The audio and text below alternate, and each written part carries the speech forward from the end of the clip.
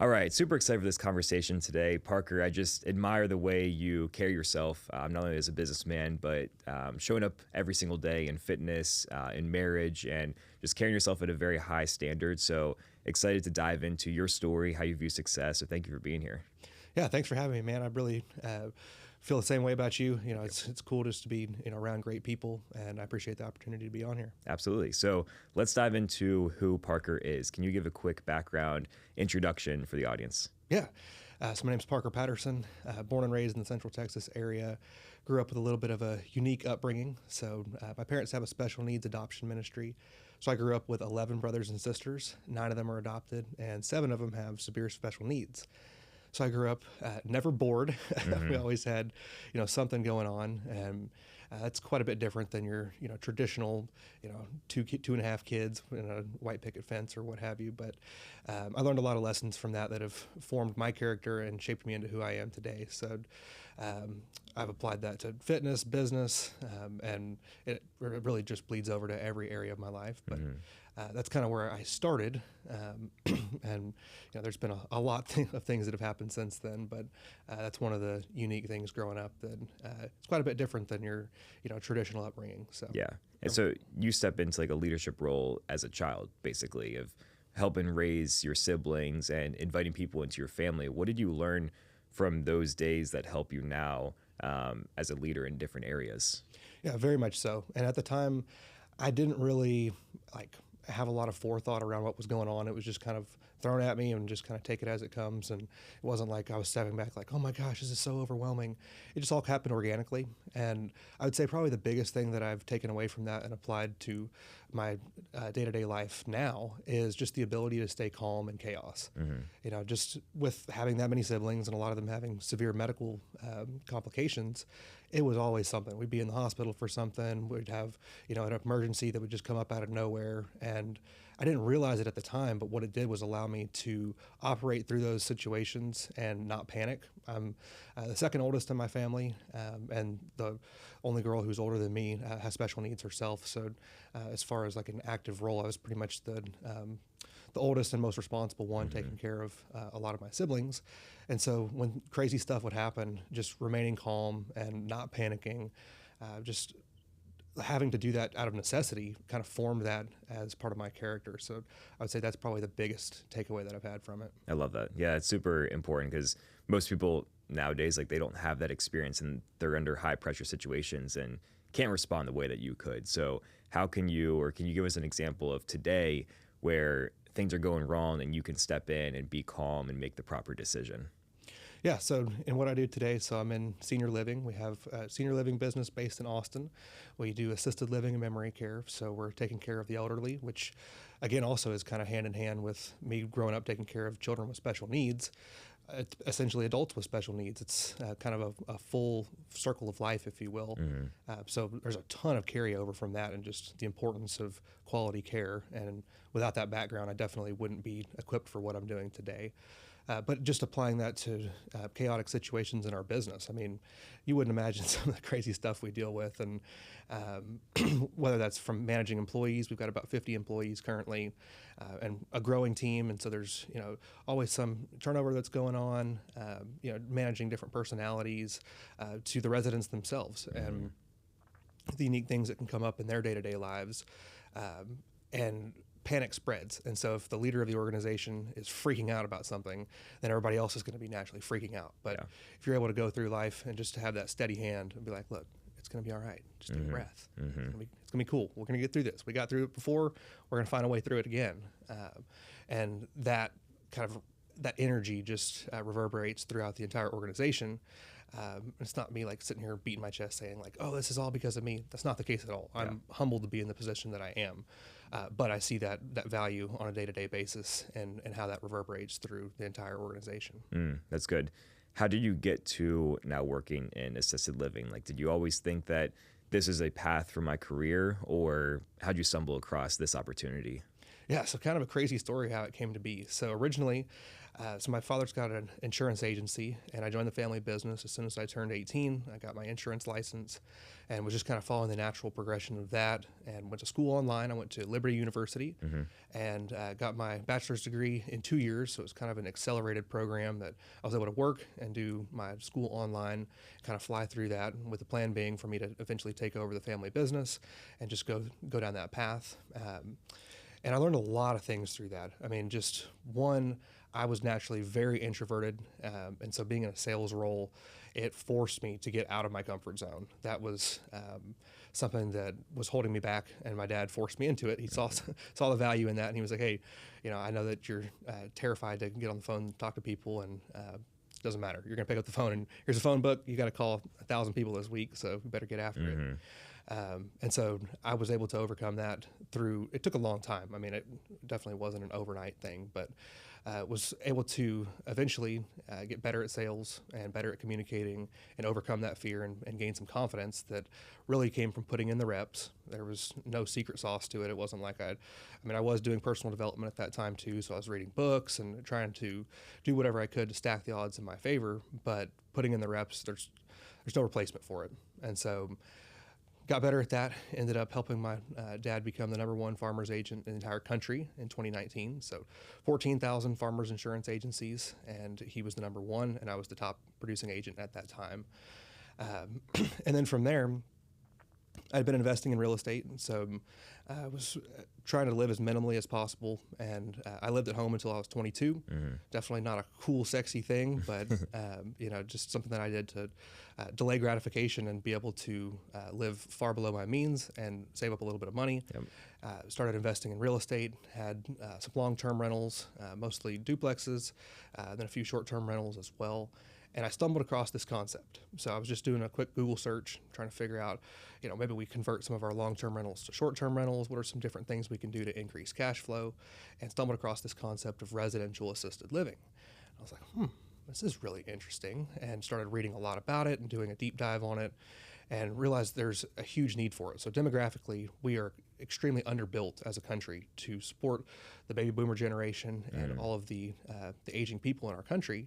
There's just not nearly enough hands and buildings to take care of them. And so I saw the need for that, and I thought, well, maybe this is something where God has prepared me through my unique upbringing of taking care of children with special needs to be uniquely equipped to do this. And so to make a long story short, went to a conference in Arizona and spent some time out there just educating myself on the industry, and really felt called to do it. So we didn't really waste any time. My wife and I decided, we were like, okay, this is something we want to do. She thankfully got on board for it quickly. That was a huge win. And we put up most of our properties for sale, and then started cold calling on the license list of assisted living facilities, narrowed it down to the zip codes we wanted to be in, and got as granular as we could on what we wanted to buy, and ended up purchasing 2 assisted living facilities in August and September of 2021. Just happened to find some operators that were looking to retire at the time, and we got in way over our heads. So it was, you don't know what you don't know, and we just kind of blindly took a step out on faith with that, and we're just drowning. We took it over, and we're like, wow, what did we just do? And it's been a lot of learning lessons along the way, but that's how we got started. Yeah, that's amazing. I want to jump back to when you're 18. So you start working for your father in the family business, and you're doing a college education in 2 years, which is pretty much half of what it normally takes people. This is something that I think a lot of people at that age, like there's some people that have the ambition to excel, to grow, and they have big dreams, but the action does not align with what they actually want to do. You were someone who said like, hey, I'm built a little bit different than these peers, and I'm going to make sure that I'm putting myself in the best position possible. And you're actually doing it. You start working for the family business, you're producing at a high level, helping your dad succeed, and then also getting your education done quicker than pretty much anybody else. What was that within you that made you say, hey, I have the tools to be successful, and I'm actually going to act on it? Yeah, so for me, I think that I really learned it by example, just being around my father's got a big motor. That's what we always like to say, is that, he's built this big company. He's been very successful. And I just was around that my whole life, seeing how hard he works, seeing the fruits of his labor, being able to have the finances to adopt kids from all over the world and help people through that. And seeing the fulfillment that he got out of working very, very hard, I think was just a natural, really great role model for me. And my mom's the same way. She's super hardworking, and just incredible people. So I'm very blessed in the fact that I grew up with incredible role models as parents. And that instilled something in me. I mean, I hated it at the time growing up, but doing a lot of manual labor outside, working hard outside, doing stuff that was not fun, moving concrete sacks, fixing fences, cleaning horse stalls. We grew up on a little ranch, so horses and cows and all that fun stuff. So I became kind of callous to that type of work and learned a work ethic through the fact. Yeah. And so when it came time to join the family business, this was kind of a box that I needed to check as far as getting my schoolwork done. And truly, I didn't enjoy the process. I was like, I don't love going to school. I don't love taking tests. But I saw the means to an end. So I was like, okay, the faster I get this over with, the faster it'll be done. So I just kind of put my head down and worked hard and was able to say no to all the distractions. I didn't have, by far your traditional college experience. I didn't party, didn't drink, didn't do anything, and just put my head down and did school online. So it was very boring. It was, I was also homeschooled growing up, so it really wasn't that different. It was pretty much the same thing I'd been doing for the years prior to that, and then just applied it to college and just kind of ripped through it pretty quickly. And that was really just seeing the end goal in mind, of the means to an end, of like, okay, I got my insurance license, but what's holding me back from doing this full time is I've got to get my degree. Yeah. So I might as well just get it over with as quickly as I can. And that was able to kind of motivate me to just keep the hammer down on it and get it over with quickly. Yeah, that's good. You're also self-educating at this time, get into personal development. What were the first things you started doing? Was it reading books, podcasts? Like, how did you start to absorb content from like some role models of yours? Yeah, so believe it or not, this will sound super funny, but Zig Ziglar was like one of my original people that I'd connected with, that I really loved his content. And I had CDs. So my truck at the time, I had this old stick shift Dodge Dually that had a very unsophisticated sound system and no Bluetooth. So I had CDs. So I had Zig Ziglar CDs. And I would listen to my CDs on my commute to work. I drove about 30 minutes to and from work. So I had an hour in the truck every day to start learning and utilizing that time for personal development. So I'd plug in my Zig Ziglar CDs and start learning about sales and personal development. And then started reading a few books at that time and really just diving into that. And if nothing else, I felt like I was at least getting closer to the goal of like, okay, I'm terrified of sales. I'm terrified of talking to people. I've got a lot of work that I need to do to get better at this. So I'm too embarrassed to stop and quit and just say that I'm not made to do this. So I was pretty determined to get better at it. And so I was like, okay, I'm just going to chip away at it every single day. And started with those tapes, and then from there started learning about podcasts and getting into to that. But I've always kind of had a commute to and some time to spend listening. So I've always been big on audiobooks, podcasts, and I started with those Zig Ziglar CDs. I like that. So you've mentioned a couple of times you were terrified of sales and of introverted person. So it's uncomfortable speaking to people, maybe dealing with some rejection. What was like after day one where you're excited about, okay, this is a new role, I'm getting into something new, and you start getting into week 2, 3, 4, and you're uncomfortable, you're facing rejection. What kept you going in those moments when you're 18 years old and you could easily just say, you know what, I give up, I'm going to do something else with my life? Yeah. So, I mean, when I tell you that I was struggling, I was struggling. I woke up every morning sick to my stomach. Sometimes I'd be thrown up. I'd just be like petrified to start the day. And I think for me, there was a little bit of an ego to it of like, I don't want to let this thing win. I'm not going to let the anxiety beat me. So I'm going to have to figure out a way to get through it. And then I had a mindset shift that made all the difference for me. And I had been making it all about myself. How does this make me feel? Why am I uncomfortable with this? And everything was me, me, me. What if I'm embarrassed? What if I say the wrong thing? What if I stumble on my words? And for me, I shifted my mindset to, I'm not here to focus on myself. I'm here to serve these potential clients. And whenever I started changing the viewpoint to that and saying, okay, I'm here to just figure out how I can best serve these people. And if it's a good fit, I want it to be a win-win for everybody. So I'm actually not selling anything per se. I'm just providing value and trying to help people. And then the anxiety started to relieve, and I started getting better at that and started becoming more confident, explaining the products, and doing a much better job of transferring information. But it all started with that mindset shift of like, it's not about me. If I stumble on my words, it doesn't matter because I'm just here helping somebody. And if they don't want to buy it, that's cool. If it's not a good fit for them, then that's fine. But if it is a good fit, I want to give them the information that's necessary for them to be able to make a decision, and then leave it up to them. So it really relieved a lot of the pressure of feeling like I was in a salesy position. Mm-hmm. I love that. It's very powerful because I think a lot of people struggle with that nowadays. We're always on our phones or absorbed in a culture and society that promotes, talking over online, not just like actual phone conversations or face to face, and it's uncomfortable for a lot of people. Is there anything about the way society is right now? Because you seem like you like to, sit down, shake hands, do business the right way. Is there anything in society that you see that could change for the better? Or maybe if someone is trying to start a business, how could they go about it, bring more traditional values and bring more personability to it to actually succeed in a different way? Yeah, so I think everything comes down to old school business principles. That's something that my dad taught me. And a handshake means everything. Your integrity means everything. The ability to connect with people and build relationships means everything. And today we've got the ability to leverage technology to improve those things. So I think a lot of people might get caught up in thinking that social media is always a negative thing.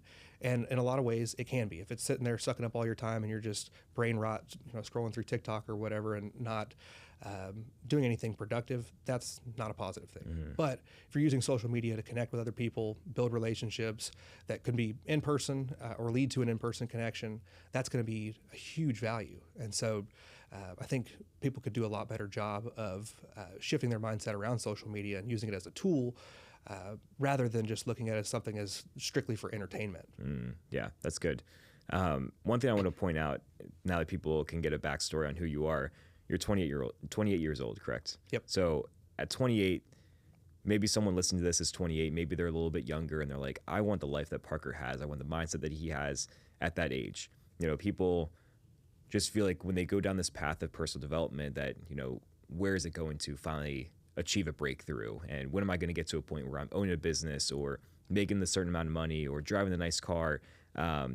Someone like yourself, so you went from starting around 18, obviously a lot of lessons and leadership before then, but starting your career at 18, now at 28, doing big things. What advice would you give to someone that 10-year span of like, when can you expect breakthroughs, or how can you just continue to go down that path of delaying that gratification and have it pay off in the long run? Yeah, I think that you got to fall in love with the process. And if you're looking for how long is this going to take, when is it going to get easier, you're looking at it from the wrong perspective. It's learning how to enjoy the process of getting better, understanding that taking those licks is building character. And when you get knocked down, it's just an opportunity to get stronger and get better, and not looking for, how long do I have to do this before it gets easier? I used to have that mindset of like, okay, well, if I work this hard for 2, 3, 4 years, whatever it is. Honestly, whenever I started investing in real estate, that was my goal. I was like, I'm going to buy enough real estate to never work. Yeah, it was just kind of like, okay, if I can supply myself with enough passive income, then I just don't want to work anymore. I'm going to go, sit on a beach somewhere and just hang out. And in the process of that, I realized that I'm missing a lot. I actually do enjoy working, and I do enjoy personal development, and I do enjoy and get a lot of fulfillment out of working hard. And so I would say that just focusing on not an end goal necessarily, but understanding that it's a lifelong process. Mm-hmm. Personal development is a skill that is perishable. And if you don't constantly sharpen that tool, you're just going to get dull, and it's eventually going to go away. And so it's something that is daily actions. There's not just some magic sauce that you're like, okay, if you do this morning routine, if you do this, that, and the other, then you're going to be fixed forever. And then you never have to do it again. It's not the case. Yeah. It's just taking daily action. And so falling in love with that process and just understanding that it's not always going to be fun. It's going to be boring a lot of the times. And just showing up, putting in the work day after day. That's where the confidence is built. And then that's really what provides the fulfillment is being proud of yourself of like, okay, you look back and you're like, okay, I took this one day at a time, one manageable chunk at a time. You're not trying to eat the whole elephant in one sitting, so to speak. It's just one day at a time. And then you look back and you're like, okay, I've been very consistent for the last year or 2 years. And that starts to compound. And the wins that start coming from that propel you in whatever direction you're wanting to go. But it's not just like, okay, if I'm going to work really hard for 30 days, then I can, have this momentum built that's going to carry me for the rest of the year. It's just showing up on a daily basis. Yeah, I like that. You're in a cool position because you have your office in the gym that we go to. So you are often up there. You show up early, and then you're often up there until the gym is closing, working long days. Give us some insight on, your hard work and those long hours. Does it get hard? Like, what does it feel like day to day? Because I know you're saying enjoy the process and take it one day at a time. But when you look at your week in totality of you might be putting in 10, 12-hour days of work, leaving late, going home, doing all again the next day. What does that feel like mentally to you? So I view it as a huge blessing. I have the opportunity to work on a business that it is a privilege. I mean, how many people talk about, well, I want this, I want that, I want this lifestyle, and then either don't take the action to make that a reality or don't have the opportunity to do so. Yeah. And I'm blessed to have both. And so with that, I'm just like, okay, I was given this opportunity and I've got to make the most of it. And it's a huge blessing. And so I need to treat it that way. And I don't think of it as like, oh my gosh, I've got to do this work. It's so miserable. I get the opportunity to do the work. God blessed me with a brain and an able body, and I need to make the most of those talents. And anything less than that, one, I'm going to feel crummy about myself. It's like, okay, I left a lot on the table because I was given all these strengths and talents that I'm not utilizing. Whether that's, it's all relative anyway, but I want to at least end the day knowing that I've done everything that I can to get closer to the goals and dreams that I have.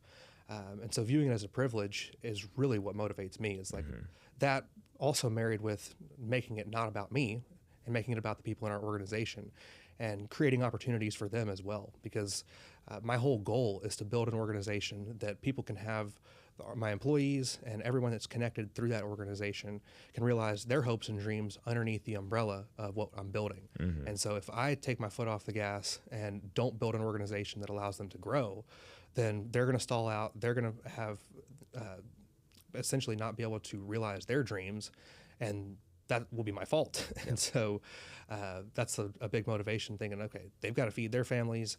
They've got big dreams and goals. I don't want them to leave. I don't want them to have to go take another job because we didn't pay them enough or didn't have the opportunities to support their lifestyle. And so it's on me as a leader of the organization to make those opportunities become a reality. I love that. That just shows like a leadership mindset of taking on responsibility and needing to perform to feed other people and to make sure that they're successful and they're happy and they're fulfilled. You hear when you're growing up, like, you can't have kids too early because it's going to be a burden. But then some people, especially men, are like, if you really want to motivate yourself, if you have a kid, that's going to show you some real responsibility. And you're going to go 10 times harder because you are caring for someone. You are responsible for someone's life. So I see both of those intertwined of like, when you take on responsibility, you can either be like, hey, I'm still selfish. I don't care about the other people. They can fail and it's not going to matter. I just need to take care of myself. Or you can take it on as, these people rely on me. These people see me as a leader, as a father, someone that is taking care of them. And it's on me to make sure that they are provided for and they have the tools to become successful or even more successful than I am. Yeah, no, absolutely. And it really makes just all the difference of the way that you approach it. And, by being selfishly motivated, it really is going to dry up at some point because it can't always be about me and about you. It's got to be about other people. And when you tie that into it, it's just an endless stream of motivation because you don't want to let everybody down. You got to get up and put the work in, and it's not just about how you feel on that day. It's about the opportunities that you're creating for everybody else. Yeah, I love that. One thing you're going through right now is Live Hard, Phase 3, correct? Phase 3, yeah. Okay, so we've talked about 75 Hard on this podcast before, different episodes. So most people are familiar with the first phase of 75 or Live Hard program, doing the 75 days, working out, clean diet, no compromises. But what most people don't know is there's 3 phases after. That's a year-long process. You're doing, probably 150 days, 160 days total throughout the year of consistent action, and it builds off of each other. So you started around this time last year, 75 Hard. Then you do phase 1, take a break, do phase 2, take a break, do phase 3. You're almost done with phase 3. Can you give some insight of why you chose to do the 75 Hard, Live Hard program? Yeah. So for me, this is my second year doing it. My original year doing Live Hard was this, it started in 2023. And I did it almost out of desperation, to be honest with you. Had taken the leap into business. I had stepped away from selling insurance full time and had fully committed to our business, and things were not going well at all. We were going through a partnership split that was unforeseen.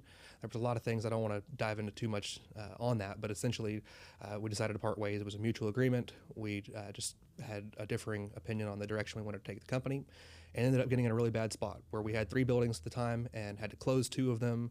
We were losing money every single month. I hadn't been able to take a paycheck from the business to begin with. So we ended up going through almost a 2-year period of not being able to get paid at all. And so I was living on the savings that I had and had poured all of that into the business and was completely broke and had nothing good going for me whatsoever. And it was just a very dark time. I was like, okay, I've gone out and taken a step on this and I have fallen on my face, and this is not a fun feeling. I don't know what else to do.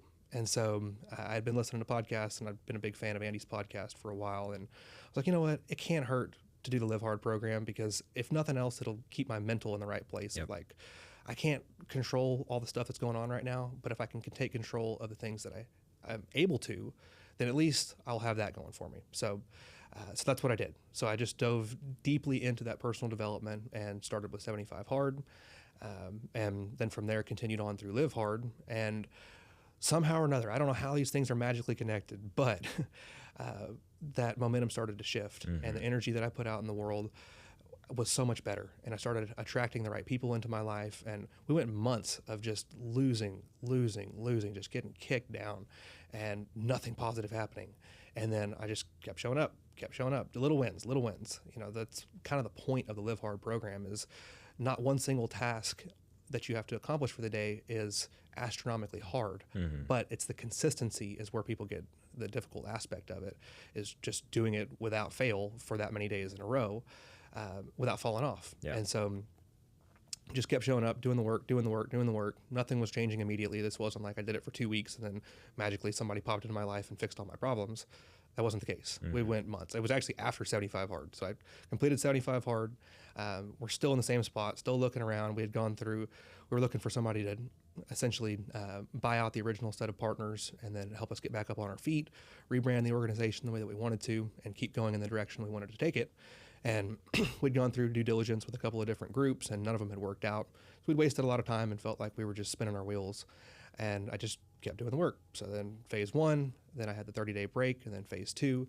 And then about midway through phase 2, I get a Facebook message that ended up being our eventual partners that ended up buying out the original set and saw the vision that we had, came on board and fully supported us. It ended up being just a massive blessing that God connected to us. This wasn't something that, I think the work has to be married to the opportunities, right? Like, you don't just sit around and send up prayers and then just wait for something to happen.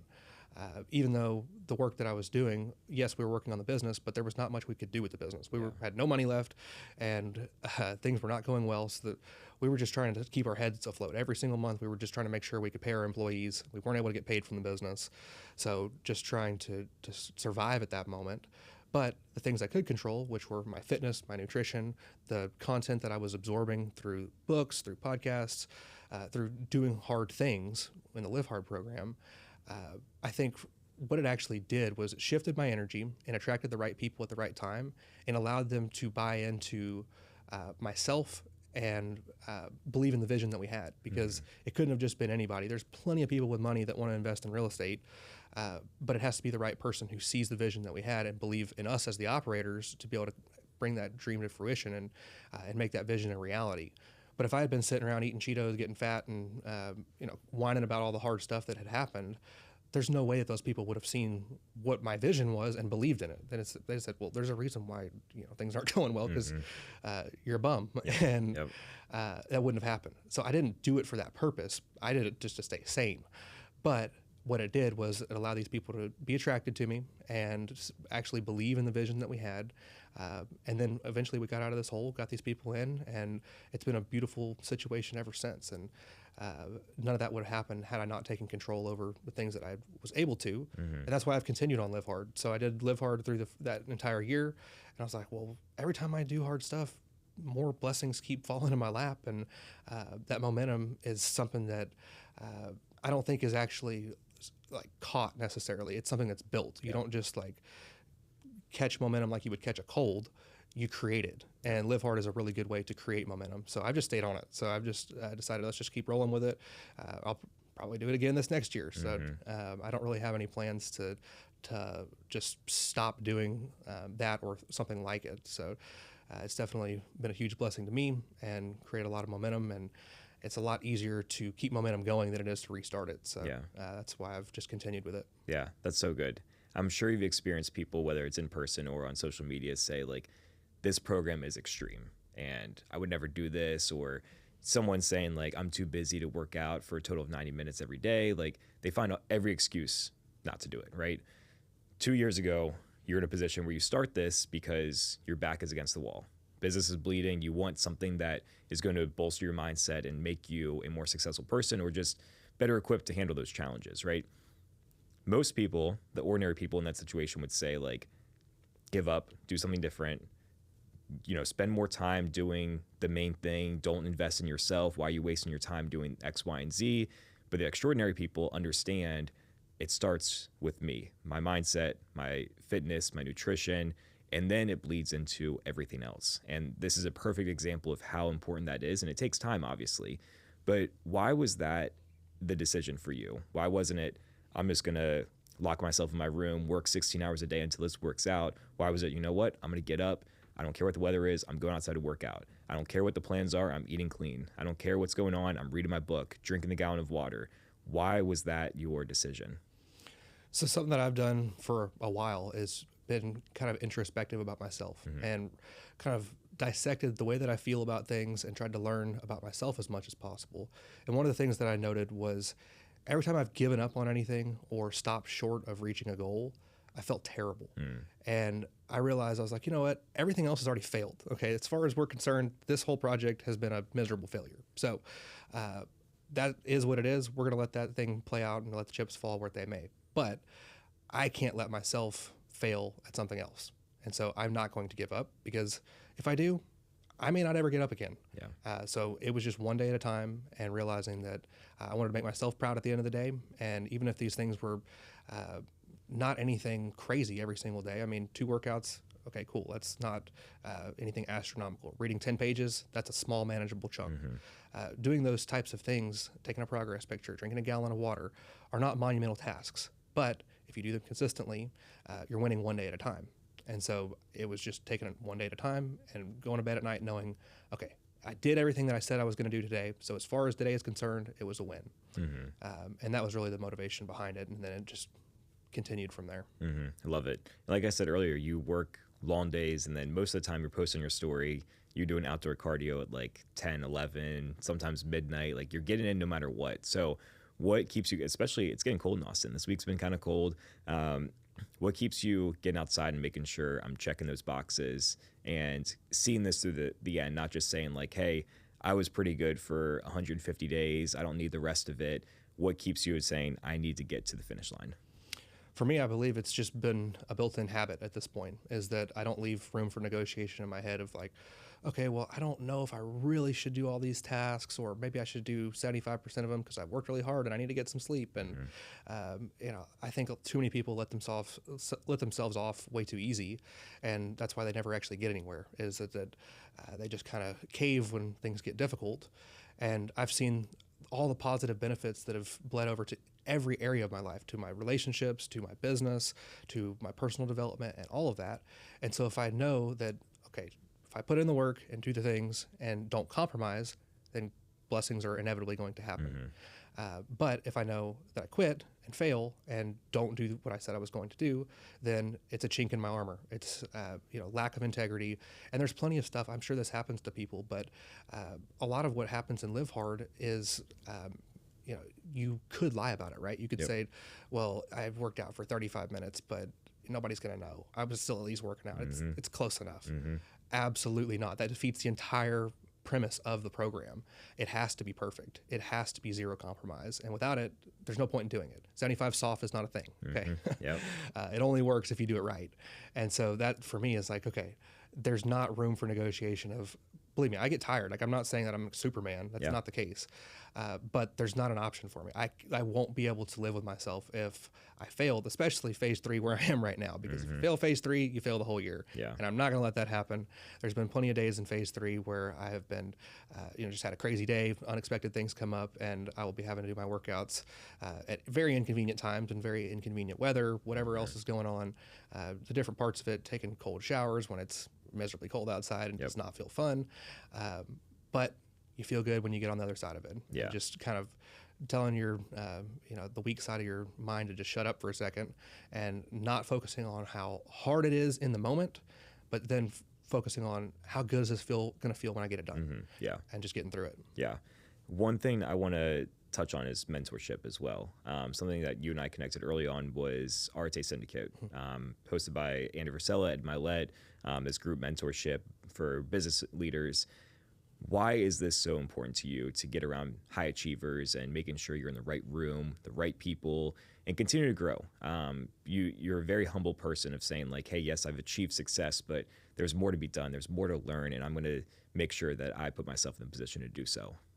Yeah, mentorship has been huge in my life. I've been very blessed to have some incredible people in my life, and for me, there's been a lot of different benefits from that. One, getting around people that are living lives that you would want, right? So not just aligning yourself with people that maybe they drive a Lamborghini or whatever and have a flashy lifestyle, but they don't have a great home life, or they don't love their wife, and they're just not living in a manner that you would be proud of.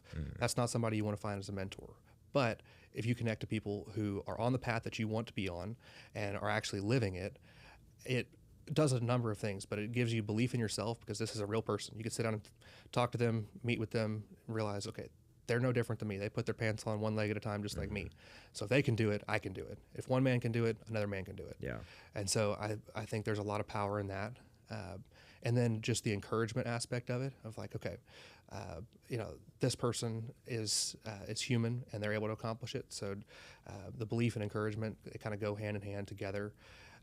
And then you don't know what you don't know. And so thankfully that I was blessed with a brain that was able to absorb information and learn, and I'm not some genius. That's not the case. Like, I don't think very many people are. I think there's the geniuses are an anomaly, but most people are just regular folks that achieve success through getting around the right people and learning from them.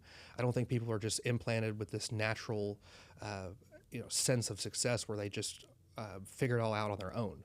Most people learn from someone else. Yeah. And that's been my case completely, is everything that I've learned and been able to implement in my business, my personal life, has usually been picked up by somebody else, either by observation or from paying for mentorship, and just intentionally putting myself in those circles. And then the rising tide floats all boats. And if you're around people who are going the same direction, it's a lot easier to continue in that direction than it is if you're just, hanging out with the wrong crowds and people who are discouraging you and saying, that's really stupid. Why are you doing that? Like, take it easy, man. Like, drink a beer, whatever. It's just a different momentum, and people that support you in that are going to propel your momentum, and people who don't are essentially an anchor, and they're just going to keep you locked up where you are, and it's hard to break away from that. Yeah. So how do you go about surrounding yourself with the right people? If someone comes into your life, whether it's a employee, a friend, and they are not someone that's supporting you in your goals, and they might be trying to be that anchor and hold you where you are and not let you continue to grow and excel, how do you handle that? Is that a tough conversation? Is that a just disassociation? What's your best way to make sure I'm not going to have leeches or someone that's like an anchor around me, and I'm going to make sure that I'm around the right people to pursue my vision? Yeah, so I'm very vigilant about that. I absolutely don't have anyone in my life that is dragging me down in any capacity. Everyone that I'm friends with supports me fully and is excited when I have wins, as I am excited when they have wins. I just don't tolerate it. So it's been a number of different things. There's been hard conversations where I've sat down with people that used to be friends or used to be close with me and said, look, like, I appreciate you, love you, but we're going two different directions. And right now in this point that I'm at in my life, we need to just take a little break. And it's always been a positive thing. It's hard at the time. None of those conversations are necessarily fun, but they're necessary. And then a lot of times it's just disassociation. Like, I don't even take the time I'm not going to hang out with those people, and I don't need to explain it to them. It's just like, we're not going the same direction. we don't have anything to talk about. Like you're sitting here talking about, how you are looking forward to getting all messed up on the weekend and, hanging around and eating a bunch of crappy food and doing stuff that's not good for you. That doesn't excite me in any way. Like that's not cool. And, so we're not going to get along anyway. It's going to be like oil and water when I'm talking about, I'm excited to go on this trip to go meet these people and invest in mentorship. And I'm excited about my fitness and how things are going with that. And I'm excited about growing a company. And our goals and what's exciting to us on a day-to-day basis are two totally different things. So it's kind of just a natural disassociation when people like that come into my life. That's good. One thing I want to touch on before we wrap up with the final questions is real estate. So you invest in real estate at a pretty young age. This is a goal for a lot of people that are high achievers. They want to achieve success, and they understand that real estate is a great avenue to do that, to build that passive income. What's maybe a one or two tips that you have for someone who wants to get into the game? Maybe they don't have a ton of money ready to invest right now, but how can they put themselves in the best position possible to get their first property? Yeah, so there's a ton of information out there, and what I would do is go learn as much as you can, go get plugged into, there's all kinds of free mastermind groups that you can join, Facebook groups you can join, YouTube, podcasts. There's a ton of information that you can self-educate and learn a lot about it to begin with, and then go figure out how you can provide value to other people who are already in the game. So most people don't start with just a big pile of money, right? So you're going to have to figure out either one, how to live below your means and save some money to be able to do things on your own, or get connected with a group who's already doing real estate and has some success going in that, and figure out a way to provide value to them so that you guys can partner on a deal and work together. And so, a lot of times the way that could be done is you go find a great deal, right? So you go do the research, learn about what would make up a good piece of real estate, and then you go find that piece of real estate and you get it under contract, you figure out how to do that, and then you bring that to somebody who actually has the funds to buy the property. And you can either wholesale that property to them and essentially sell that piece of paper and make the difference, which then could allow you to stack some cash to be able to do your own deals. Or you could do potentially a joint venture with them and say, look, I got this deal, give me a little bit of equity in the deal because I found it, and let's do it together and start building it in that way too. But it's mostly about getting around the right circles, because real estate is a very powerful tool, and there's a lot of nuance to it. And learning from people who are successful in it can really set you along the right path. And so I would just encourage people to invest in mentorship, get around the right people, learn, and then actually get started and do the work. Most people just want to talk about things and don't ever take action on it. But you can do a lot of you can propel yourself forward in that by just taking action. Yeah. Picking up the phone, making phone calls, door knocking, going and finding distressed properties. That doesn't really cost anything, and you can do that and provide value to somebody who already has the money but may not have the time to go find the deals or what have you, and y'all can create synergy with that and both win. I love it. Also, what are some book recommendations you have? I know you're reading a lot and doing Live Hard, so anything good for the audience that would help them find success in their life? So there's so many, but for me, the first book that was a big mindset shift for me was Rich Dad, Poor Dad. That was what got me interested in real estate and started thinking about life differently. And that was really the first big personal development book that I'd read that also was tied in with business. And I was like, okay, this is a totally different way of thinking, and kind of rocked my world. So that set the dominoes in motion for where we are today. But some other great books would be 10X is Easier Than 2X. That's something I read this past year that really shifted my mindset. It's essentially the same amount of work to double the size of your company as it is to go 10X, but in order to go 10X, you got to think about things totally differently and realize that you can't do it on your own. So you got to build a team, and you got to get people on board to help you get there. And it's really the same amount of work to do both, but a lot more reward to have a company that's 10 times the size of instead of doubling it. So that would be a wonderful one. Any David Goggins book, Jocko Willink is incredible. Extreme Ownership's a great one. I'd say those are the top ones that come to mind of excellent books that would help you along the path of success in any capacity. Yeah, it's a good list right there. Love it. Final 3 questions for you. First off, how do you define success? I would define success as being proud of yourself at the end of the day, whatever that looks like. If, whatever your dream is, whatever your goal is, if you live in congruency with that and you can lay your head down at night and be proud of the actions you took, then you're on the path of success. And that's how I would define it. Okay, I love it. Follow up to that is, if someone goes to bed tonight they're not proud of themselves and they find a pattern, how can they wake up the next morning and change that? Just stop thinking about it and take action. So many people get hung up with trying to make everything perfect. And they're like, well, if I do this, and try to be too cute about it. But at the end of the day, if you just take action, you're going to get closer than if you're just sitting around doing nothing. Yeah. And so imperfect action is always going to be inaction.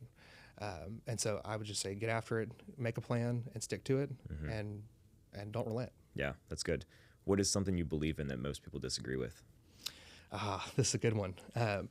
I would say the way that you view money really and truly affects how you receive money. And so, especially for people who are in sales, or in our case, we sell a luxury assisted living product. And so we want to attract clients who don't bat an eye at our price and see the value in what we do, right? So how are we going to go around expecting God and the universe to provide these wonderful clients to us when if we weren't living that way, right? So you're haggling somebody about the price on something, or not tipping well, or not being generous with your finances. Even if you don't have an abundance of finances, you can still find ways to bless people with money, whether that's leaving a big tip, whether that's, little things here and there, helping out, but being generous with your finances. And the tighter you hold on to your money and have that kind of Scrooge mentality, the harder it is for money to find you. Yeah. And I don't think many people grasp that, and I definitely wasn't, that wasn't natural for me. I mean, everyone wants to hoard money and feel like there's a shortage of it, right?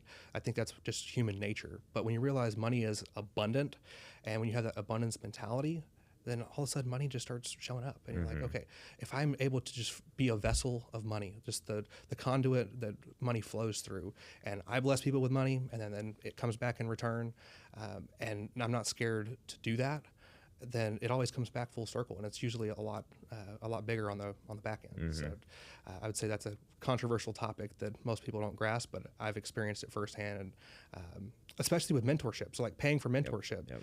So many people think that it's just like a scam, right? Like if I spend this money to invest in mentorship, then they're just going to take my money and they're just getting rich hanging out on their boat or whatever and not providing any value. But that's the barrier of entry to keep. If it was free, there wouldn't really be any value for it. Yes. And I've experienced that absolutely in my life. I've spent a ton of money investing in mentorship, and it's been 100+X return off of the skills that I've learned, the mindset shift that I've learned, being around those people.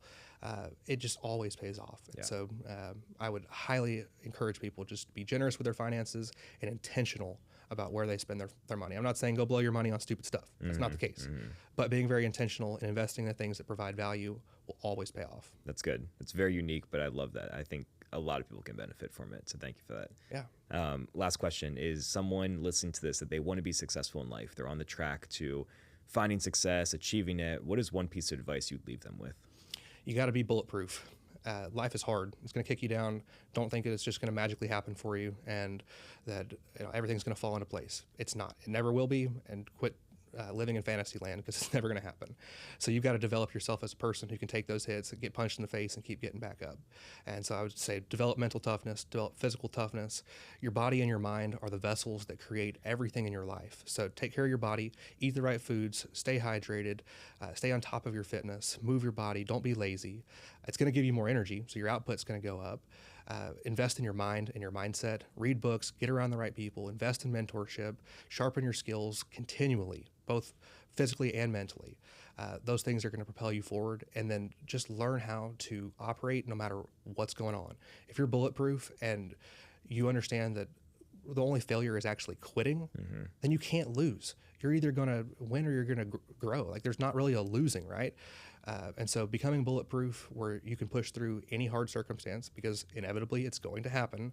Whatever path you decide you want to go down, you will be successful at. Yeah, it's a mic drop right there. I love that. Parker, it's an absolute pleasure. I'm proud of you, everything you're doing, the way you carry yourself. So thank you so much for joining us today. Thanks for having me, Matt. Appreciate it. Absolutely.